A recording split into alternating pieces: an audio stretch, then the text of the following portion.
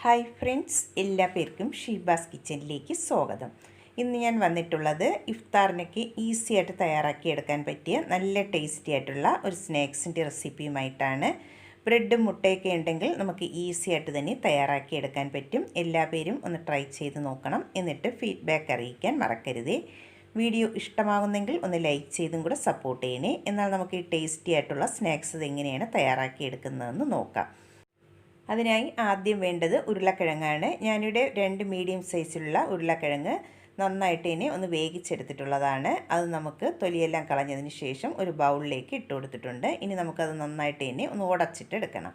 ഇതിവിടെ നന്നായിട്ട് തന്നെ ഒന്ന് ഉടച്ചെടുത്തിട്ടുണ്ട്. ഒട്ടും കട്ടകളില്ലാതെ വേണം ഒന്ന് ഉടച്ചെടുക്കാനായിട്ട്. ഇനി അതിലേക്ക് ചേർത്ത് കൊടുക്കുന്നത് സവാളയാണ്. ഒരു പകുതി ചെറിയ സവാളയുടെ പകുതി എടുത്തിട്ടുണ്ട്. അത് നമുക്ക് ചെറുതായിട്ടൊന്ന് കട്ട് ചെയ്തെടുത്തിട്ടുള്ളതാണ്. അത് ചേർത്ത് കൊടുത്തിട്ടുണ്ട്. അതിൻ്റെ കൂടെ തന്നെ ഒരു പച്ചമുളക് കട്ട് ചെയ്തതും കുറച്ച് മല്ലിയില കട്ട് ചെയ്തതും കൂടെ ചേർത്ത് കൊടുക്കാം. ഇനി അതിലേക്ക് ചേർത്ത് കൊടുക്കുന്നത് 1 ടീസ്പൂൺ ചില്ലി ഫ്ലേക്സും 1/2 ടീസ്പൂൺ ചിക്കൻ മസാലയും 1/4 ടീസ്പൂൺ ഗരം മസാലയും 1/4 ടീസ്പൂൺ മഞ്ഞൾപ്പൊടിയും കൂടെ ചേർത്ത് കൊടുത്തിട്ടുണ്ട്. ഇനി നല്ലൊരു ഫ്ലേവറിനായിട്ട് ഞാനിവിടെ കുറച്ച് ഒറിഗാനോയും കൂടെ ചേർത്ത് കൊടുക്കുന്നുണ്ട്. കയ്യിലുണ്ടെങ്കിൽ ചേർത്ത് കൊടുത്താൽ മതിയാകും. അതും കൂടെ ചേർത്ത് കൊടുക്കുമ്പോൾ നല്ലൊരു ടേസ്റ്റ് ഉണ്ടാകും. അതുകൊണ്ടാണ് ചേർത്ത് കൊടുത്തിട്ടുള്ളത്. ഇനി അതിലേക്ക് 1 ടീസ്പൂൺ ഇഞ്ചി വെളുത്തുള്ളി പേസ്റ്റും ആവശ്യത്തിനുള്ള ഉപ്പും കൂടെ ചേർത്ത് കൊടുക്കാം. ഇത്രയും കൂടെ ചേർത്തതിന് ശേഷം നമുക്ക് നന്നായിട്ട് തന്നെ ഇതൊന്ന് മിക്സ് ചെയ്തിട്ട് എടുക്കണം. ഇതിപ്പോൾ നന്നായിട്ട് തന്നെ ഇവിടെ മിക്സ് ചെയ്തെടുത്തിട്ടുണ്ട്. ഇത്രയും മതിയാകും. ഇനി നമുക്കിത് മാറ്റി വയ്ക്കാം. ഇനി ഇതിലേക്ക് വേണ്ടത് മുട്ടയാണ്. ഞാനിവിടെ ഒരു 3 മുട്ട പുഴുങ്ങിയതിന് ശേഷം ഇതുപോലെ പകുതിയായിട്ടൊന്ന് കട്ട് ചെയ്തെടുത്തിട്ടുണ്ട്. ഇനി ഇത് നമുക്ക് മാറ്റി വയ്ക്കാം. ഇനി ഇതിലേക്ക് വേണ്ടത് ബ്രെഡാണ്. ഞാനിവിടെ ആദ്യം ഒരു പീസ് ബ്രെഡ് എടുത്തിട്ടുണ്ട്. അത് നമുക്കിതുപോലെ ഒരു ചപ്പാത്തി പലകയിലേക്ക് വെച്ച് കൊടുക്കാം. എന്നിട്ട് നമുക്കതിലേക്ക് ഇനി റെഡിയാക്കി വെച്ചിട്ടുള്ള മസാല ഇതിൻ്റെ മുകളിലായിട്ട് ഒന്ന് സ്പ്രെഡ് ചെയ്ത് കൊടുക്കാം. ഞാനിവിടെ 2 സ്പൂണാണ് ഇതിലേക്ക് വെച്ച് കൊടുക്കുന്നത്. എന്നിട്ട് നന്നായിട്ട് ഇനി ആ സ്പൂൺ കൊണ്ട് എല്ലാ ഭാഗത്തും ഒന്ന് സ്പ്രെഡ് ചെയ്ത് കൊടുക്കണം. ഇതിപ്പോൾ നന്നായിട്ട് ഇനി ബ്രെഡിലൊന്ന് സ്പ്രെഡ് ചെയ്തെടുത്തിട്ടുണ്ട്. ഇനി ഇതിലേക്ക് നമുക്ക് കട്ട് ചെയ്ത് വെച്ചിട്ടുള്ള മുട്ട ഇതിലേക്ക് വെച്ച് കൊടുക്കാം. 2 പീസ് മുട്ടയാണ് ഞാൻ ഇതിലേക്ക് വെച്ച് കൊടുക്കുന്നത്. ഇതുപോലെ ഒന്ന് കമഴ്ത്തിയാണ് വെച്ച് കൊടുക്കുന്നത്.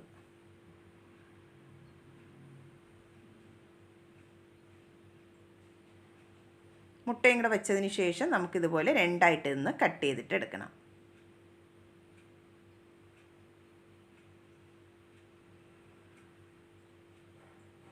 ഇതുപോലെ വേണം ഒന്ന് കട്ട് ചെയ്തെടുക്കാനായിട്ട്. നമുക്കിനി ബാക്കിയുള്ളതും കൂടെ ഇതുപോലെ ഒന്ന് റെഡിയാക്കിയിട്ട് എടുക്കാം. എല്ലാം ഞാനിവിടെ ഇതുപോലെ ഒന്ന് റെഡിയാക്കി എടുത്തിട്ടുണ്ട്. ഇനി നമുക്കിതൊന്ന് ഫ്രൈ ചെയ്തെടുക്കണം. ഫ്രൈ ചെയ്യാനായിട്ട് നമുക്ക് ആദ്യം ഒരു മൈദയുടെ മിക്സ് റെഡിയാക്കി എടുക്കാം. അതിനായി ഒരു ബൗൾ എടുത്തിട്ടുണ്ട്. അതിലേക്ക് 1/3 കപ്പ് മൈദയാണ് ഞാനിവിടെ ചേർത്ത് കൊടുക്കുന്നത്. അതിൻ്റെ കൂടെ തന്നെ ഒരു 1/4 ടീസ്പൂൺ കാശ്മീരി ചില്ലി പൗഡറും അതിലേക്ക് ആവശ്യമായിട്ടുള്ള ഉപ്പും കൂടെ ചേർത്ത് കൊടുക്കാം. എന്നിട്ട് നമുക്ക് ആദ്യം ഇതെല്ലാം കൂടി നന്നായിട്ട് ഇനി ഒന്ന് മിക്സ് ചെയ്തിട്ട് എടുക്കണം. ഇതിവിടെ നന്നായിട്ടൊന്ന് മിക്സ് ചെയ്തെടുത്തിട്ടുണ്ട്. ഇനി കുറച്ച് വീതം വെള്ളം ചേർത്ത് ഒരു ലൂസായിട്ടുള്ള ഒരു ബാറ്ററാക്കി എടുക്കാം.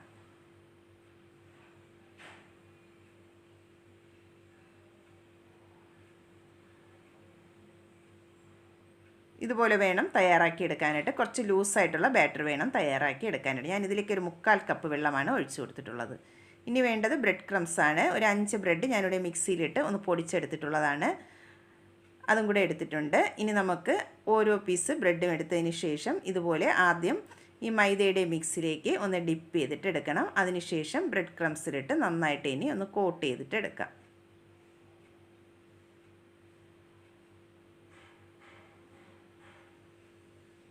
ആ മൈദയുടെ മിക്സിൽ ഇതുപോലെ ഒന്ന് ഡിപ്പ് ചെയ്തെടുക്കുമ്പോൾ പെട്ടെന്ന് തന്നെ എടുക്കണം. അല്ലെങ്കിൽ ബ്രെഡ് ആയതുകൊണ്ട് കുതിർന്നു പോകാനുള്ള ചാൻസ് ഉണ്ട്. അതുകൊണ്ട് വേഗം തന്നെ അതിൽ നിന്നും എടുക്കേണ്ടതാണ്.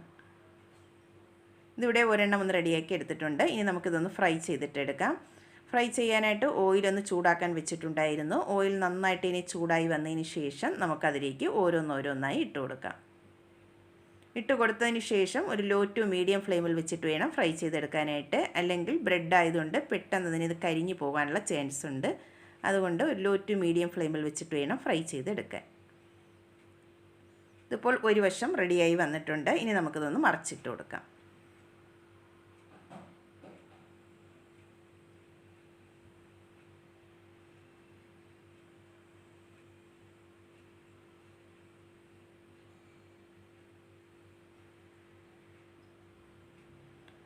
രണ്ട് വശവും നന്നായിട്ട് ഇനി ഫ്രൈ ആയി വന്നതിന് ശേഷം നമുക്ക് എണ്ണയിൽ നിന്നും കോരി മാറ്റാം.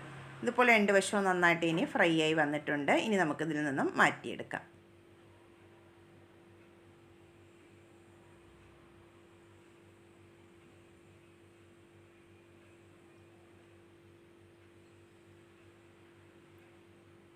ഫസ്റ്റ് സ്റ്റെപ്പ് റെഡിയാക്കി എടുത്തിട്ടുണ്ട്. നമുക്കിനി ബാക്കിയുള്ളതും ഇതുപോലെ ഒന്ന് റെഡിയാക്കിയിട്ട് എടുക്കാം. എല്ലാം ഞാനിവിടെ ഒന്ന് റെഡിയാക്കി എടുത്തിട്ടുണ്ട്. ഇനി ഇത് നമുക്കൊന്ന് കട്ട് ചെയ്തും കൂടെ നോക്കാം. ബ്രെഡും മുട്ടയൊക്കെ ഉണ്ടെങ്കിൽ ഈസി ആയിട്ട് തന്നെ നമുക്കിത് ഇഫ്താറിന് തയ്യാറാക്കി എടുക്കാൻ പറ്റും. നല്ല ടേസ്റ്റുമാണ്. എല്ലാവരും ഒന്ന് ട്രൈ ചെയ്ത് നോക്കണം. വീഡിയോ ഇഷ്ടമാകുന്നെങ്കിൽ ഒന്ന് ലൈക്ക് ചെയ്ത് സപ്പോർട്ട് ചെയ്യാൻ മറക്കരുതേ. ആദ്യമായിട്ടാണ് കാണുന്നവരുണ്ടെങ്കിൽ പ്ലീസ് ഒന്ന് സബ്സ്ക്രൈബ് ചെയ്യാനും കൂടെ മറക്കരുതേ. എന്നാൽ നമുക്ക് പുതിയൊരു വീഡിയോയുമായി കാണുന്നതുവരെ താങ്ക്സ് ഫോർ വാച്ചിങ്.